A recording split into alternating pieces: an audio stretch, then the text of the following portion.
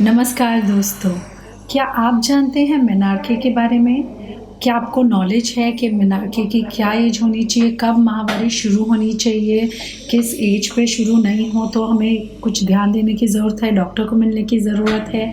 उसके साथ क्या-क्या प्रिकॉशंस रखने चाहिए, किस तरह आप अपने बच्चे को काउंसल करेंगे कि वो पीरियड्स के लिए, मेनार्के के लिए रेडी हो सके और जब मेनार्के हो जाता है तब आप उसे क्या समझाएँगे? नहीं तो आज आप जान सकते हैं। मेरे साथ हैं doctor Sonia Chandani.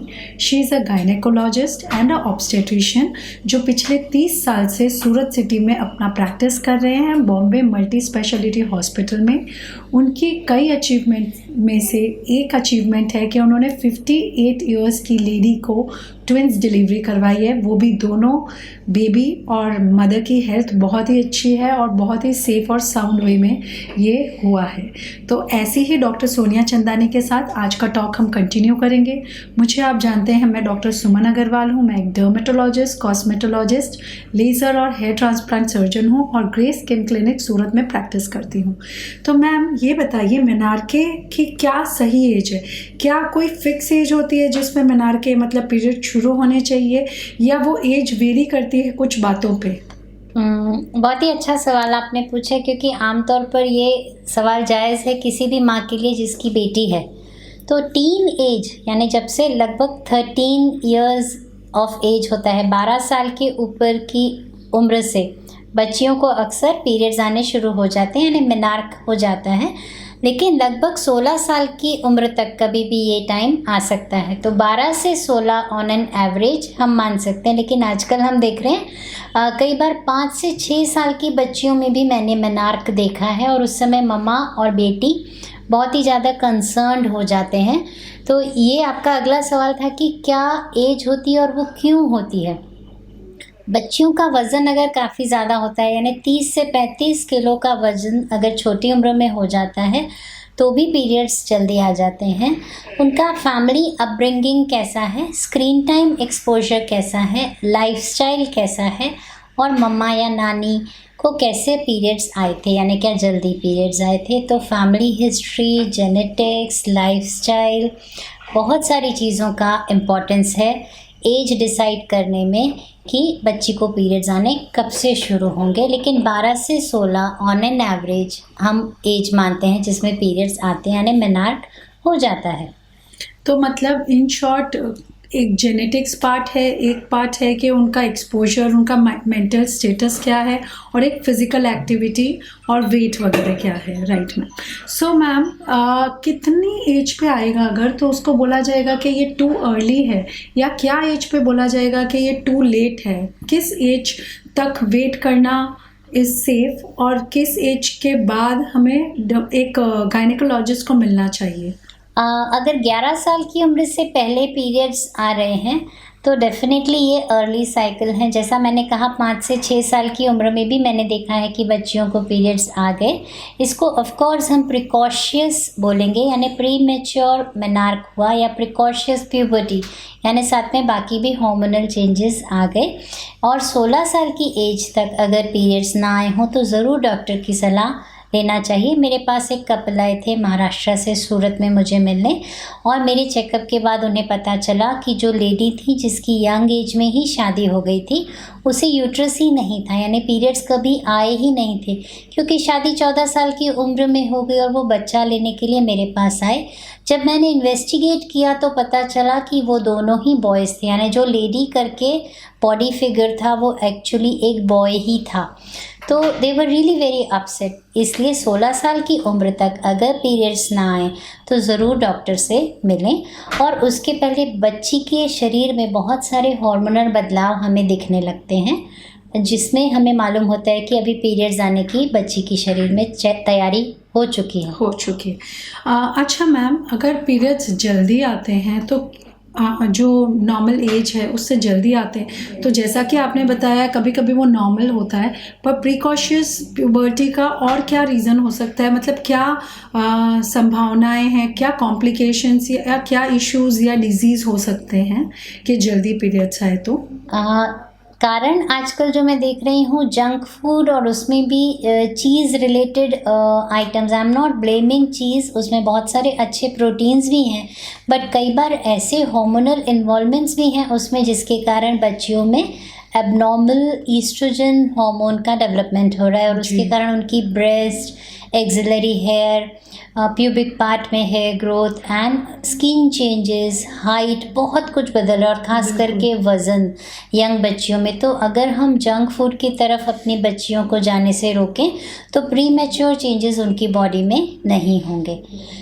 This is very very important for all the mommies to take good care and good lifestyle introduction in their young girls.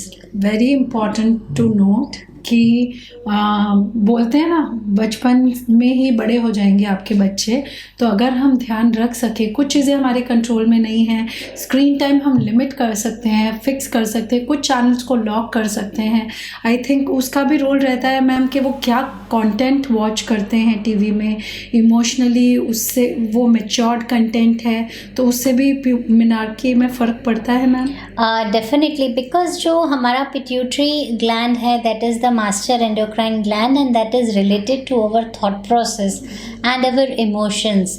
तो hypothalamo pituitary axis of hormones बहुत जल्दी डेवलप हो जाता है अगर स्क्रीन पर बच्चियों को हम वो चीज़ें देखने के लिए परमिट कर रहे हैं जो एडल्ट कंटेंट है, तो उनका वो साइकिल एक्सेस बहुत जल्दी डेवलप होना शुरू करता है और इसका एडवर्स इफेक्ट होता है actually because body still not prepared for the kind of changes which are happening in their systems. Right.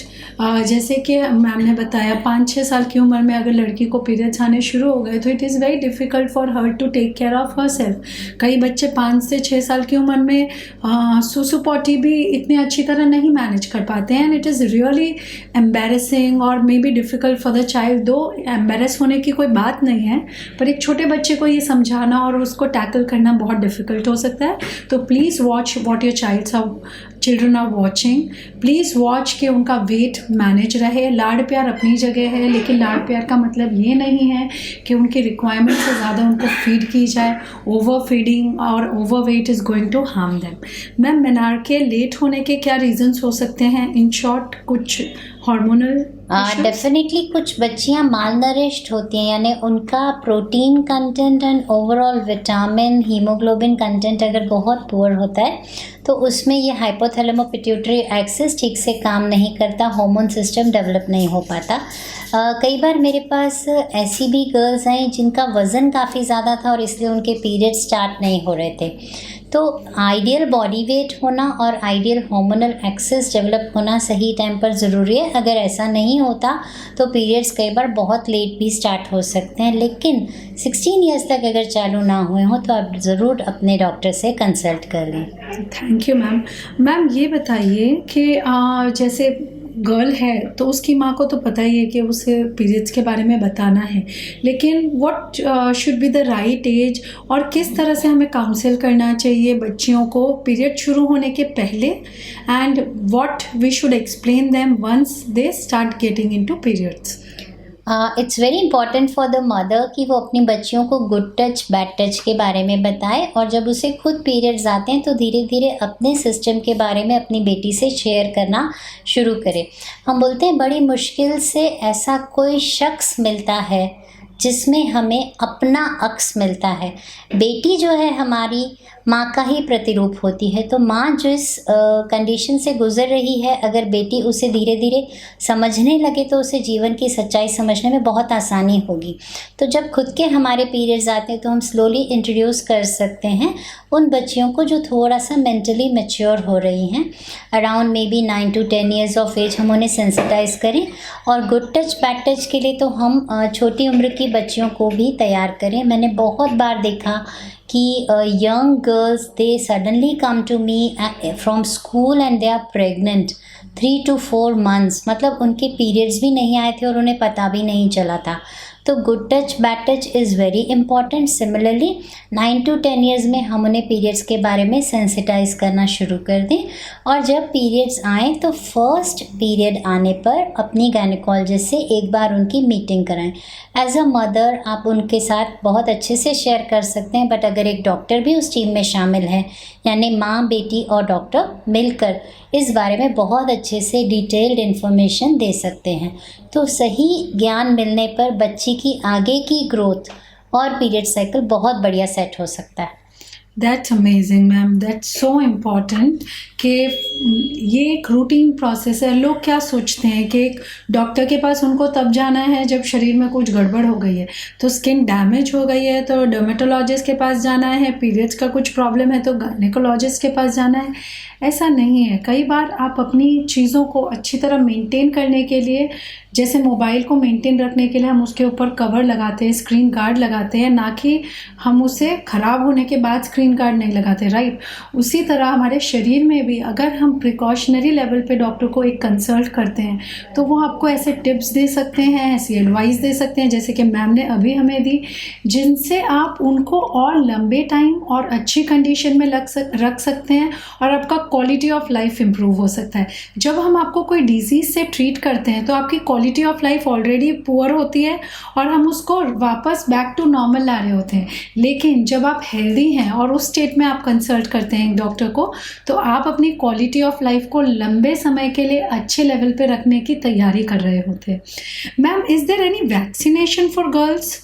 Yes, from 9 years of age onwards, there is HPV vaccine specially designed for girls. Periods शुरू नहीं हुए हों तो भी हमें उस vaccine के 15 years of as तक 2 डोज देने से बच्चियों को योनि संक्रमण यानी इन्फेक्शंस एंड साथ ही साथ सर्वाइकल कैंसर के प्रिवेंशन में बहुत मदद मिलती है। रूबेला वैक्सीन और इस तरह की बहुत सारी और वैक्सीन्स भी हैं जो पीडियाट्रिशियंस देते हैं, बट इस प्लेटफॉर्म पे मैं बहुत इम्पॉर्टेंट समझती हूँ कि HPV vaccine 9 years and above की गर्ल्स को हम हाईली रिकमेंड करें। उससे उनको लाइफ टाइम बहुत सारी बेनिफिट्स होती हैं। Thank you so much ma'am for that exhaustive menarche के बारे में आपने बताया। आई थिंक हमारे व्यूअर्स को बहुत अच्छे से आइडिया लग गया होगा कि मेनार्की से रिलेटेड क्या बातें आपको उनको समझानी है, क्या केयर लेने हैं अगर आप चाहते हैं कि आपके बच्चे को टाइम से पीरियड्स आए और अच्छी तरह आए और वो परेशान ना हो। मेनार्की मेंसेस से रिलेटेड कुछ पेन और कुछ चीज़ें होती है, मूड स्विंग्स होते हैं, बहुत सी चीज़ें होती हैं। डेफिनेटली आप उनके बारे में बता सकते हैं, पर ज़रूरी नहीं है कि आपके बच्चे को उतना ही सिम्टम हो जितने आपको हुए थे। इसीलिए एक गायनेकोलॉजिस्ट को अगर आप साथ में लेके काउंसलिंग करते हैं तो वो उनको उसके और भी जो सिम्टम्स हो सकते हैं या जो चेंजेस अपनी बॉडी में वो महसूस कर सकते हैं उसके बारे में उनको सेंसिटाइज कर सकते हैं, जिससे वो अपना खुद का ध्यान और अच्छी तरह रख सके। इस टॉपिक से रिलेटेड या कोई भी लेडीज़ से रिलेटेड, लेडीज़ हेल्थ से रिलेटेड, विमेन हेल्थ से रिलेटेड आपको कोई भी क्वेरीज़ हो और आप उनके आंसर चाहते हो सोनिया मैम से, तो नीचे कमेंट सेक्शन में पोस्ट करिए, हम ट्राई करेंगे उनके आंसर्स देने के। Thank you for watching our video.